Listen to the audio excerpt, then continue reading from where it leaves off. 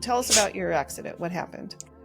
So you're in the military, you're in school, like life's pretty good. You're pursuing your dreams. Yeah. You got your own business. Yep. And I was finishing up my degree. I only had 1 year left on my degree to commission.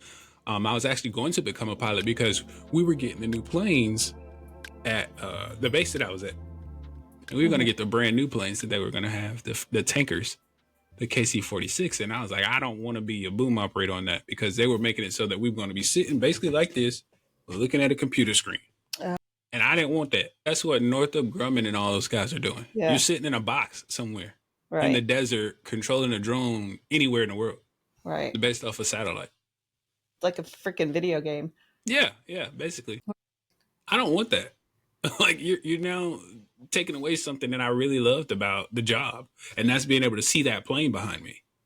That was so freaking cool to see an actual airplane pulling up behind you.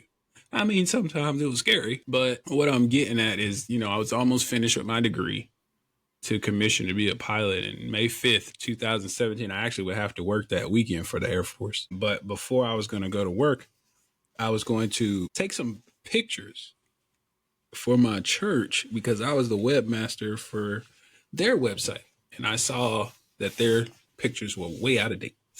And so from my apartment to the church was about a 10-minute ride, but 10 minutes on a bike is nothing. That is such a short time. And so I'm like, I really want to ride a little bit more. It was a beautiful day in May. And I said, I can't put this bike up that quick, which should have been my number one, red flag. I need to put this sucker up. But I didn't.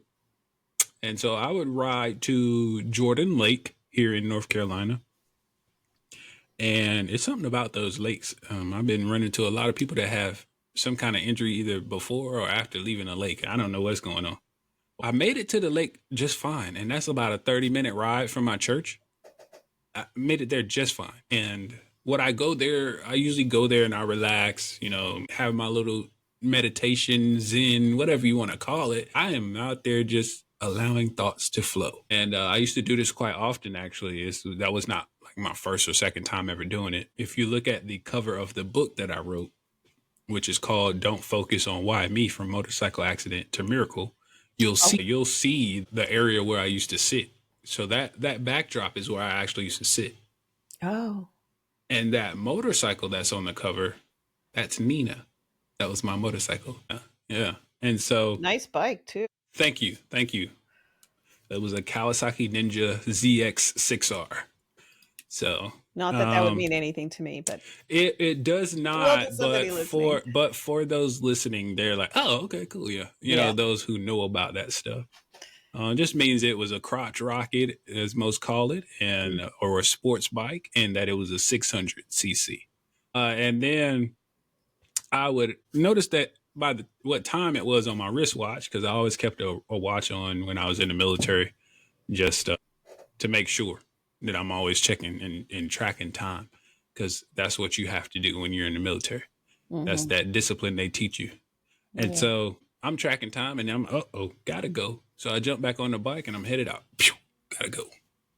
Well, on this back road that I'm on, and here in North Carolina, we got these back highways. And this one in particular was Highway 751. It's only 2 lanes, the lane that I'm in and the lane that's coming past me. So along the road, you have these really tall trees here in North Carolina. There's some really tall ones in the woods, or the sticks, as we call it. There are, every now and then you have intersections where cars can come in and out. And so I'm riding down the road, have a helmet with Bluetooth capability. I think at this time, I'm probably listening to like Bruno Mars, the 24 Karat Magic CD. Everything was going great until it wasn't, and that would be when he pulled this silver Honda Accord pulls out in front of me. And as I always tell the story, I had 3 options. I could go right and go into the trees, like I've been telling you all about, that are along this way. I could go left and go into oncoming traffic, not so much. Or I could do what ended up happening, and that's freezing up and hitting him. Mm-hmm. Because who's expecting a car to pull out in front of you? Right. You know what I mean? Some people think that motorcycles can stop on a dime. You'd be right. I'm gonna tell you how they stop on a dime. Let me just break it down. I'm gonna give you 2 examples. The first example is you lock up that front brake and you flip off of it. That's the first one. The second one is you lay the bike down or you hit something like I did. Wow. That's the only way you're stopping that bike on a dime. So for somebody to pull out in front of you like that, there's really nothing you can do unless you're just like some amazing stunt rider that does stunts all the time. I'm not. Yeah. I was nowhere near it. And so, like I say, I hit him and I remember nothing but what was told to me. And so my face would be crushed in because I, basically plow right into him. And so my face was crushed in. I guess I kind of turned my head, because this side of my face seemed to have been more damaged than most of the rest because I had my broken jaw and fractured and cracked teeth on this side. I knocked some loose as well. I think 2 of them are knocked loose because I had to get them pulled. And then also my eyelid, the bottom portion of my eyelid on this right eye would be torn off. So they would have to recreate it with some skin grafting from my left clavicle, which is your collarbone area, and to reform it, reshape it. There was, I guess, the plexiglass from the shield, the face shield, broke and had some pieces in my eyes. I don't know because I know there was some scarring there. But I also have damaged blood vessels in my left eye because I can see nothing out of it. My right eye, I can only see light perception. So I still can't see you. I can't see shapes, figures, shadows, nothing like that. I can see light. And if it's really bright and I had maybe some colorful shades on, I can see the color. Yeah. So that's pretty cool. I remember the last time I did that, I was so excited. I lit up like a little kid when I saw those colors. Because the stimulation, there's different stimulations with your brain and that stuff and the connection. So when you see me wiping my eye, that's why. It's because it's light sensitive and it dries out and stuff. And so does it bother you or hurt or anything, or it doesn't necessarily hurt. It just dries out really quick if the sun is hitting it or whatever. Can you describe your injuries? What? Yeah. So skull fracture, of course. I told you about the eyes, told you about my mouth. Let's see what else. Broke my jaw. So that was wired shut. Let's see what else. And then I had to have a trach because when I told you my face was crushed in, it messed up my nasal passage. So I couldn't really breathe. But then moving to my spinal cord area, I'm doing it in the front, of course, but the spinal cord. And I always forget that I had a G tube, gastrointestinal tube. Yeah, and they did that because my mouth was wired shut, so they had to feed me somehow, you know. So that's how I got my food and my protein and also my medicine. Right. Was through that tube. And then, like I said, the spinal cord from L4 to T2, I have 2 rods and 12 screws. Any lower, and I would have been moving into paralyzation. So I'm this close. I was literally this close from being paralyzed. I'm not this big for no reason. Yeah. I actually do have muscles. Yeah. I go to the gym pretty faithfully, and it's actually one of those things that I'm proud of because I used to work out before the accident. It's not something that I just started because of it, so it's actually getting me back in touch with some normalcy that I had when I go to the gym. And now to my legs. Okay, my hip, I forget about this. My hip, on the outside of my left hip, I have a pretty big incision. I'm not sure what they did, though. All I know is it's a big one, and it has those, what do they call it? Phantom pains? Basically, femur. So that's your thigh. That bone that's in there, which is the largest bone in your body, I broke it. Yeah. It actually protruded out of my leg. So they had to bandage that up once they finally put a rod in there. So that's a rod. On my right leg, I fractured my fibula, and that's the backside of your shin bone. And that my right foot has a screw in it. Damn. Mr. Potato Head. They put me back together. So After you factor in the dental cost, which is probably the cheapest, and that's $20,000 with after the insurance pays their part. That's the dental. I'm $1 million man. Yeah. Do you have to pay that yourself, or I mean, like that was a part of my lawsuit. Oh. Yeah. Because you could sue the person that drove out in front. Oh yeah. Good. I took whatever I could get as far as like I took all his insurance claim money, and then I said, well, what the heck? I mean, that's a fraction of what I owe, on this hospital bill. And they were like, oh no, we're gonna take care of that. And I was like, okay, as long as y'all say that, because I don't want to hear nobody saying we need your money. Right. God. Nope. So what was it like when you woke up and everybody's standing around telling you what happened? What did it feel like? Or were you out for so long that you kind of came in and out and kind of slowly processed it? I was at UNC Chapel Hill Hospital in North Carolina for 2 months. Yeah. The first month, I know nothing. Were you in a coma, or were you just medically induced? Yeah. So for the first month, that's when they did all those surgeries that I told you guys about. Right. And I'm glad I didn't know anything about it. Yes. Because I mean, they were going in, flipping me one way, flipping me the other way, flipping me on the other side. I felt like a piece of meat in a frying pan. Yeah, I'm sure. Just, from them cutting all over me and stuff. So, and sewing me back together, man. To say that, I'm grateful not to know anything about that is an understatement. I'm so happy I know, like literally from head, because you see that mark? Yes. Mm-hmm. From head all the way across, they cut across to relieve stress on my brain, the swelling. Right. So literally from head all the way to my right foot where I told you I got the screw. Right. They worked on me. Devastating. Yeah. And so, when I woke up June the 6th, which is actually the day that I came to, I literally felt like I was waking up in my bedroom. The only difference is there were 2 people in it other than me. Mm-hmm.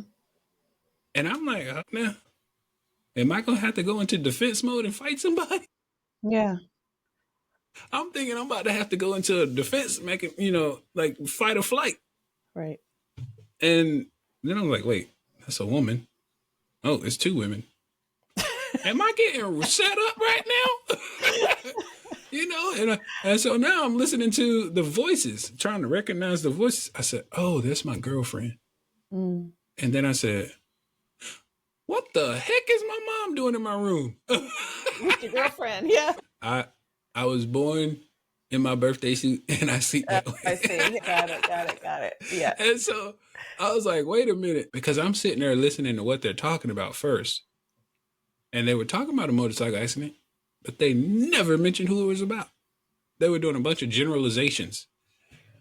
And I started getting upset because I wanted to know who they were talking about without them knowing I was awake. Oh, so they didn't realize you were awake. So they were talking about the accident. So what I was doing, I was playing possum. I was listening to them, and they were just literally saying, this is it's so hard, I hope he's going to be okay. I hope a lot of this stuff is able to be recovered and all that stuff. And I'm like, who is this? I don't like this conversation. This is too serious for me. Who are they talking about? And so now it's time for me to wake up. And so I didn't do one of these, no, I didn't do that. I just opened my eyes, but I couldn't see anything. I was like, okay, what the heck? And so I blinked really hard, and then I opened my eyes back up. I said, I still can't see. All right, now it's time to say something because I'm about to panic. Yeah. And I go to speak only to hear, But your jaw was wired shut. The jaw wired shut. But my jaw muscles didn't have any strength. They couldn't fight that wire. And so I wanted to talk so badly, and I just couldn't. So now I'm waking up, unable to see. Couldn't talk. And I hadn't even realized this yet because I could breathe just fine. They had already took the trach out. The trach was while I was still in a coma. But I haven't even realized yet that I couldn't smell. I lost my sense of smell due to the reconstructive surgery to my face because I have 2 metal plates inserted in my head. Do you feel like the decision that you made to go into the car probably saved your life? Instead of going into traffic, going into the trees, like your body, your mind made that splits. Because this is the thing one of the things we talk about is your nervous system. And when you said freeze up, that's a fight or flight, flight, freeze, right? Yeah. Your brain figures it out without you consciously thinking about it. And it made the calculation without you having to process it. Like, well, should I do this or should I? It just went zip, freeze up, boom. And that saved you, because that's what our nervous system tries to do. It tries to keep us alive. Right. I know what it did do. It made me unaware of the pain. What I'll say is I honestly have no clue what my brain was trying to do, because literally that moment is erased. Yeah. Only thing I remember is from the police report. Wow. What they told me from the police report. And I don't think I mentioned this, how there were 2 cars that were behind him coming from that same intersection. Oh.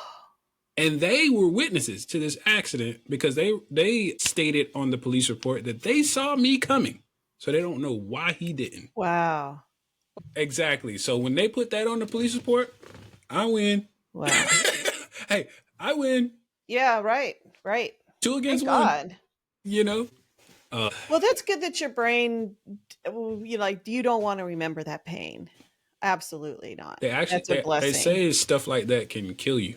I'm sure.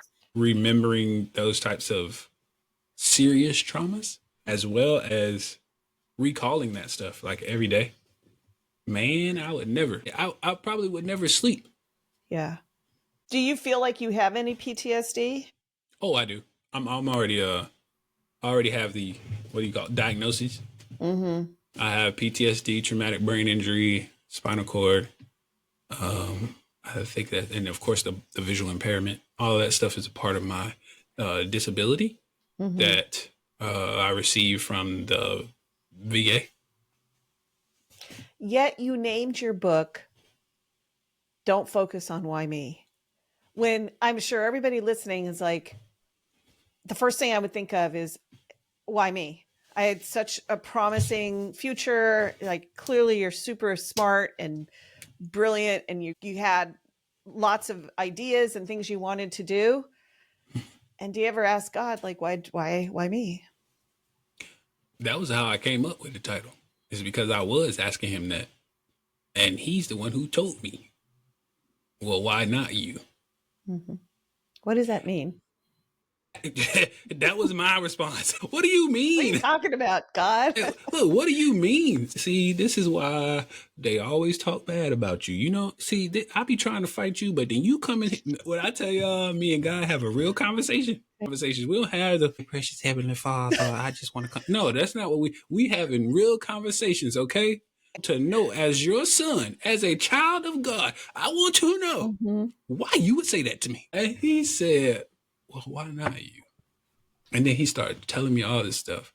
Like I told you, I play the drums. I played drums at church. And people used to come up to me after church and they would say, how come you be over there with your eyes closed when you're playing? I do what? Didn't even know I was doing it. Had no clue.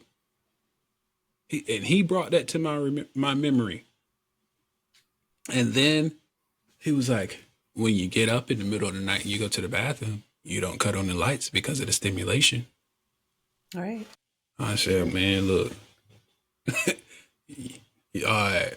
I'm starting to be okay with this. And he was like, oh, no, I'm going to do you one better. I said, I don't need it. Please don't. But that's what he was doing. Because I was questioning him. He was like, oh, since you want to be so smart about it, let me give you the reasons. You're not the only blind person in the world. Okay. And I said, okay, I'm done talking to you for today. That's all I can take for one day. Yes. Then you go back though, and you get more, right? Yeah, no, trust me, he is my best friend. Oh my gosh. I love God. I'm a strong faith believer. I've been in church all my life, literally since I could stand up. So yeah. And in times like this, we need somebody to lean on, okay? Yeah. I kind of don't know how people get through things without that kind of internal dialogue, whatever you call it. Yeah. God or your higher Higher self or the being, yeah, angels or all that, whatever yeah. people call it. I call it Mm-hmm. God. That Yeah. you talk to them all day long because he, she, however you define it, is. Yep. And the wisdom that comes out really does help. So Yes. what else did you hear? Or what did you start to tell yourself to get through? Like, I Well, think for a lot of people, you ask them like, what is your worst fear? Well, I'd be blind or something, or I can't walk, or I think me personally, I'm okay. I'm better off with the blindness than if I were deaf. Mm-hmm. The reason I say that, Because of the drumming. Yeah. well, just being a musician alone, Mm-hmm. not just drums. I Oh also yeah, I play see the key. I piano also there play the too. piano too. Yeah. I'm also a singer. Oh. I actually have to go sing tomorrow. Do you sing like church I have and rehearsal tonight. like No, gospel I'm or in a just group. I'm in a gospel quartet group. fun? Oh, Yeah, nice. yeah. No, like I would if it was between the two, I would prefer to be blind. You know what I mean? Mm-hmm. Because when you start losing that hearing, oh man. Tell me about so day one, you're waking up, you're starting to get a clue what's going on. Let's talk about like day 2 and 3 when it really kind of hits you, right? Yeah, so that day one, I asked a question. Of course, my asking question actually was me writing it on a notepad Oh, because that's what my mom made me do because she couldn't understand me. So after I sunk into that bed on June the 6th and felt like the weight of the world was now sitting on my chest, uh, day two, maybe day three, I'm like, okay, I want more answers. And this is where she would break everything down for me, like the police report. It was his fault. He pulled out in front of me. Yeah, everything. Like she just ran it down. I'm like, well, how long I'm gonna be in this bed? Because I don't like this. mm-hmm. I'm asking all the questions, and I'm that kid. I grew up that kid asking all the questions. Straight into, I need to figure this out. You weren't Yes. like, okay, let me sit here for 3 days and go into complete depression and. Well, because it was one of those. I'm huge. I'm a huge person, a fan of mindset. So when you focus on the negative, there's no way you can start to move into the positive or progress Mm. because you're still going to be dealing with this. You're going to be butting up against this negative side over here. And I said, so if your back is up against a wall and your goal is to get across the room, if you never take a step, guess what? You'll never go across the room. Right. You'll just be leaning on that wall comfortably. But what about I your was tired emotions? of being comfortable. But people just like their emotions overwhelm them and Oh then they yeah. can't think Oh about yeah. taking that first step. I am not saying it was easy, not by any means of imagination. I just knew the first thing I had to do was change my mindset. If you don't change it, I don't care Right. what happens to you in that hospital. I don't care what happens to you in physical therapy. I don't care what happens to you in occupational therapy. It does not matter because you will get stagnant somewhere. Right. Somewhere along those therapies or whatever, you're gonna hit a brick wall because you're gonna be like, man, dang it, I can't take this step. I quit because you never changed your mind. So My what did mindset was yeah. because I had to learn how to walk all over again. Yeah. And when you first learn how to walk, you're a little baby, toddler, infant, whatever you want to call yourself. You're only like 20 pounds, 20, 30 pounds. Well, imagine adding another 120 to 130 pounds to that. Mm. That's not easy. They're like, okay, Kijuan, move your hands forward on the parallel bars. I said, I'll move them, slide them up. They're like, all right, now slide your right, or try to pick your right foot up as much as you can. Picking my right foot up when I first started, I did not even get it an inch off the ground, but I moved that sucker. Mm. That's all I cared about. See, the mindset is to I am supposed to move it. It's not about how much I move it. The goal is just to move it. Then we can focus on how much I move it or how far I go, distances, how many times I went down and back. Then we can focus on that. But you have to take the first step. Did you ever experience, just like frustration with yourself or yeah. So how do you handle that? Well, see, the main frustration came from the injuries. So while I was still in the hospital, my right foot, I couldn't even put my heel on the ground. The right foot was stuck. That's where they put that screw in it. I would kind of have to be on the ball of my feet for both of them because otherwise it would make me feel uneven. Oh. So I'm almost forced to walk on the ball of my feet for both feet because one is literally stuck. So still you have to do that. No. Okay. That's what I was going to physical therapy for. They would flex it. Oh, okay. To get it to kind of, loosen up. But they would be like, okay, Mr. Amey, go ahead and try. I would be in the bed. They'd be like, Mr. Amey, go ahead and try to push against my hand. I'm like, you ready for this? And I used to, that was the thing though. I used to actually, have fun with it, play games. Oh, y'all sure? Y'all notice the bionic leg now. I'm just saying, be careful. And they're like, all right, we'll be careful. On 3, okay? I was like, all right, 1, 2, 3. And I'm like, Rah! And I like kick out, stuff like that. They're like, good Lord. I said, I tried to tell you. So did you just like say to yourself, I'm going to make a conscious choice to have fun with this, to push myself as much as I can, to not, kind of spend too much time wallowing and feeling bad for myself? Or was it just something that you're innately have inside you? It's kind of I would say both because I'm very, I guess a lot of people call me silly. So I love to laugh. Yeah. I love laughing. People call me a comedian because I will throw some stuff at you. You'd be like, what? Like, okay. I have done improv comedy before. And just different things like that. Because at one point I found myself in the hospital just literally not knowing who I was. So I was like, and it wasn't because of the accident. It's because of me. Like I was like focused on the fact that I got in the accident versus what do I do to get out of this? So these were in the beginning stages. I'm like, how do I get out of this? Once I figured that part out and learned out like the mindset shift, that was when I started to understand, hey, you got to find yourself. You got to get back to who you were in some way. And of course it won't be, the complete old you, but something from the old you. The drums, the singing. They had I guess you call it a day room or whatever at the hospital that you could go to. There was a guy in there playing the piano and he was playing a song that I used to sing at church. And I heard it and I said, ooh. I said, Mom, go in there. And she took me in there. I started singing. Oh, nice. Mm-hmm. Yeah, I started singing. I did that. The botanical garden. Mm-hmm. Like take people outside in the wheelchairs. They might not want to go out there, but I'm telling you, when that air and that sun hits them, it's kind of like I think about the Superman movies. Mm-hmm. When he used to get beat up really bad, what's the first thing he does? He takes off towards the sun. Right. To get that energy. And and then when he opens his eyes after that, oh, it's on.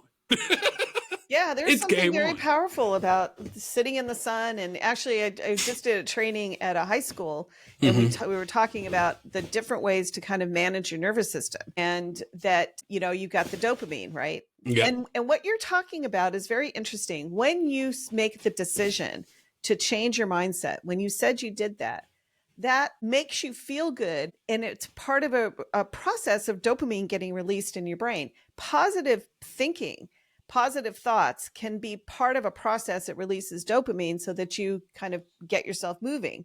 And the way I look at it is like, if you were like caveman times, kind of an evolutionary perspective, if you were hungry and you sat around in your cave and went, oh, I'm really hungry, I don't know what to do, right? But if you said, I'm hungry and I'm going to go out and hunt something, right? Yeah. I'm going to go get something.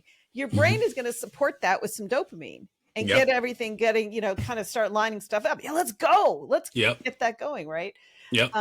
But the thing about sitting outside is that sitting in the sun promotes dopamine production or dopamine release. Yeah.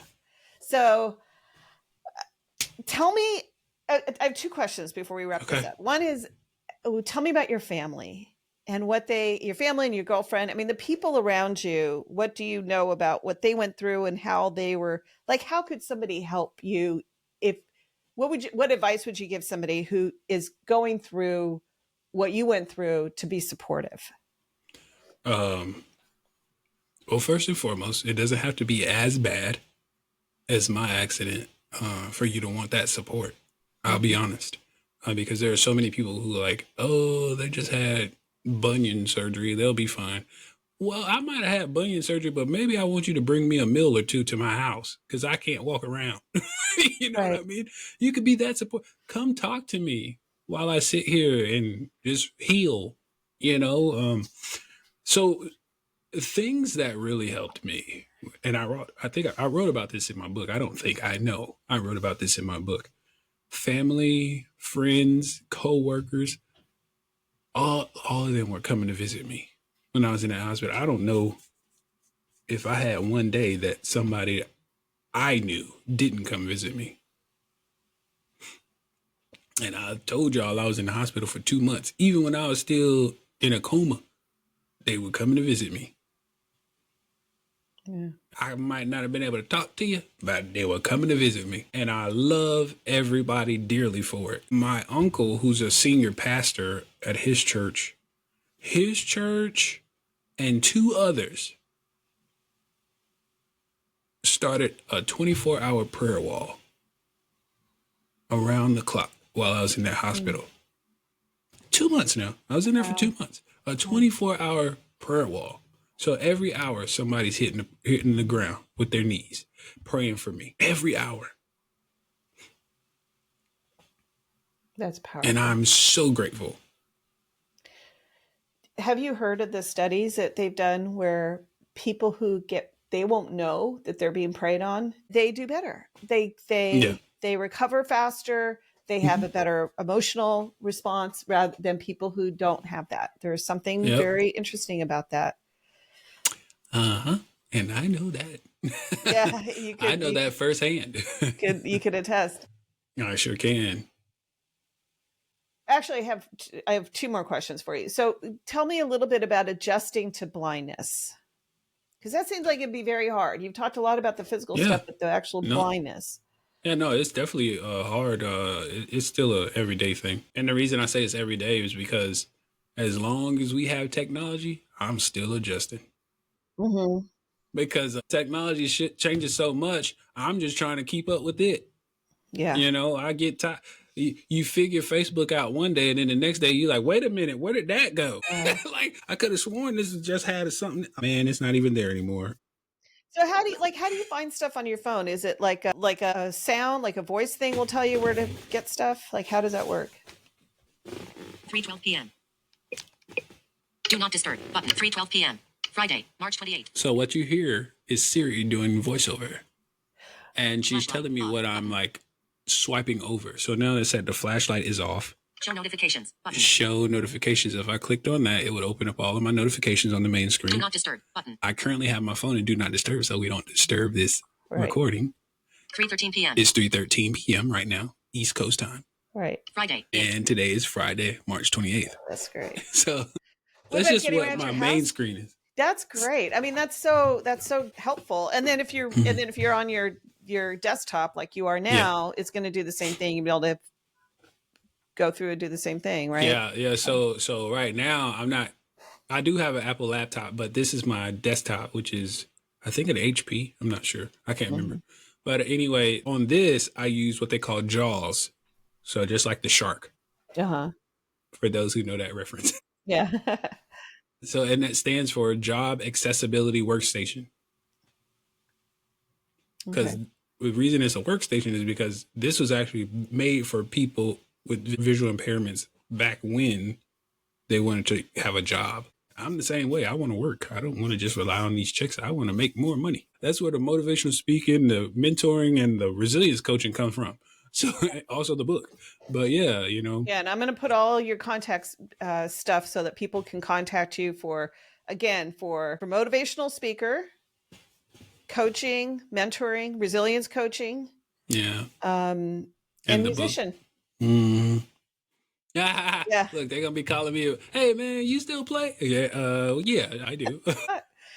What about getting around your house? So with the getting around the house, they have this thing called orientation and mobility. And what happens is you just orient yourself to the house or wherever, because it doesn't just have to be the house. I pretty much know where everything is, except for like specifics. So I don't know where every single pot or container. I leave that to my mom because I don't want to mess up her kitchen. I don't want to mess the kitchen up. And she's like, where's this at? And I'm like, I didn't do it. Yeah, like me. It wasn't me. So, you know, certain things like that. And then even like, you know, when you get into certain things that are mine, I tend to put it in a certain spot. Mm-hmm. And if it's not there, then I go yelling, where's this? Where's this at? Yeah. Why is it not there? Because I put it there for a reason. And if somebody ate it, we're going to fight. Yeah. That's the thing. So you have to be really careful about where you're putting things. And Yes. then when you orient, like, so you walk in a space and you orient where stuff is, like using like the the cane couches. or just, right. Well, it depends. Like, you can use the cane. That is one of your safest bets is to use the cane because it'll hit things before you hit it. Trust me. Yeah. That you'll hit that shin bone one too many times and you're going to whip that cane out. Yeah. And so the other thing is that we don't like to use, like in most, if not all, visual impaired homes, you should not have a coffee table. Oh, yeah. Because those are things in the middle of the floor. Yeah. Things that sit in the middle of the floor are not a good thing. Yeah. Ottomans, you know, yeah, we have that, but it's kind of attached to the couch. So that's not going to move. Mm-hmm. And I'm going to bump into it. I'm like, oh, okay. But if it can move, I can actually stumble over it. Yeah. People don't realize that. The difference between something that moves, like gives, versus something that doesn't are two different things when you bump into it. Because if it gives, now I'm leaning forward. But if it doesn't give, I'm still standing in that same spot. Does that happen a lot where you just like, oh no, I'm gonna tell you things? why it doesn't happen. Because I don't go to those areas. Yeah. Yeah. Yeah. You just like, have a safe route that you go through things. What about a dog? Do you have like a seeing eye dog or do you want to get one? I don't have, I do not have one. Somebody asked me that and I said, I'm going to tell you exactly what I said because I was about to make up something. But I'm going to tell you exactly what I said. They said, hey, man, you want to get you a seeing eye dog or a guide dog? And I said, no, man, if I wanted a child, I would have had one by now. Yeah, right. That's because it's basically what you're doing. You're training it. You still even after it goes through all the training, you still have to continue training it because it's going to want to revert. Yeah, right. And so you still have to continue training it. You got to, of course, feed it. You have to bathe it. You have to walk it. All these things. You still allowed to be a dog at times, have fun. Go ahead. Run out the back. Right. And I'll see you in a little bit. You'll come back to the door, Yeah. Those types of things. I have 2 dogs and I love them for the companionship. Yeah. Like they're like, but one of them is not, his stomach's messed up. So I was up at 3:30 this morning, letting him go out and stuff. But they're good companions. And I was thinking about it. Like if you misplace your toothbrush, like you could train the dog to find, like, go find my phone, go find my, I'll tell you what, if I misplace a toothbrush, we got something else going on. I need to go see a neurologist. Yeah, okay, that's not a good example. No, I'm just messing with you. I just had to tease a little bit because I do have short-term memory loss.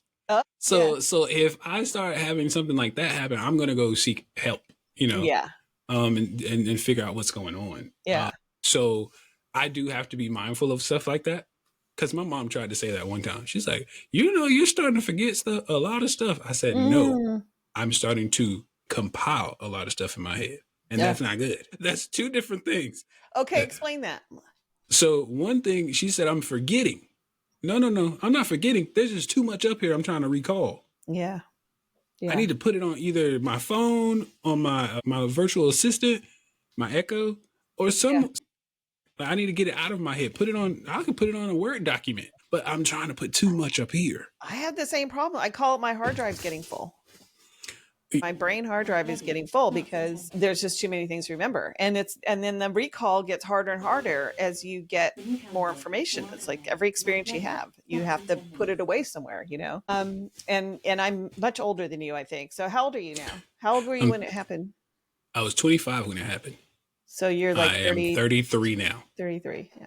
I read the reviews on Amazon for your book, and people really loved it. And I wish I would have gotten it before we had this interview so I could talk a little bit more about it, but maybe it's good because you can talk about it.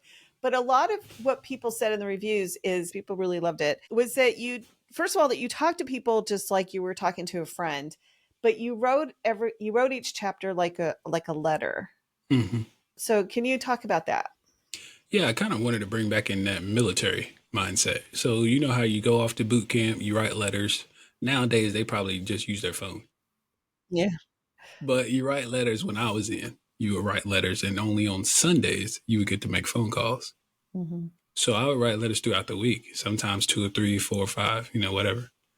And I kind of mixed that back in. Some deployed environments, you might only be able to write letters because of the lack of communication. And so I just kind of wanted to mix that. And it made for a great book, though. I can't make that up. It was awesome. And so many people love that style because they hadn't seen it. And so it was unique. And I also sign it with my call sign. So as I close every chapter, it says signed Kiwi. Kiwi. Yeah.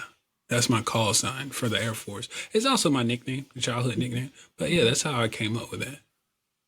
And so each letter is like a lesson, or like, give me an example. Can you basically each letter is the chapter. Yeah. So every letter is a chapter. I start out with the chapter of Deuce 5. Now Deuce 5 is a 2-parter. That's how old I was, but that was also what I used to be called in high school because that was my football jersey number. 25. So that's the crazy, right? Connection. But I did that because that was the past. Is what I try to do that for, converted to the past. And so at the end of that, it was kind of like I write kind of lessons at the end of each chapter. Like one was like, take this journey through my darkened eyes that have been made to see clear. Is that one of the things you heard from God when? Everything that was given to me, of course, was from above. No joke. I mean, I always give my praise to him in everything I do. Yeah. Can you leave us with maybe your advice for anyone who is feeling like they've gone through something that's really hard to get through and they don't know how they're going to get through it? Yeah. One of the things that I'll give you 2 quotes here. One of them is by Henry Ford. He said, whether you think you can or you think you can't, either way, you're right. Mm-hmm. Why does he say that? He says that because you make up your mind. So if I'm sitting here thinking, yes, I can play those drums, or no, I don't think I can play them today, either way, I'm right because I'm the one telling myself that. Right. So that's one way of thinking about life or overcoming an obstacle or adversity or hardship. Another one is my situation does not define who I am. I define who I am. So when somebody wants to go throwing these labels at you, ADHD, ADD, PTSD, traumatic brain injury, short-term memory loss, depression, when they want to throw all this stuff on you, put some oil on you. And let it slide off. Let those labels slide off. Because you should be defining you, not them. Thanks for listening. We hope you'll subscribe for weekly podcasts about building personal strength, mental resilience, and emotional balance. You can also find free tools, resources, and quizzes at bbgtv.org. That's bbgtv.org.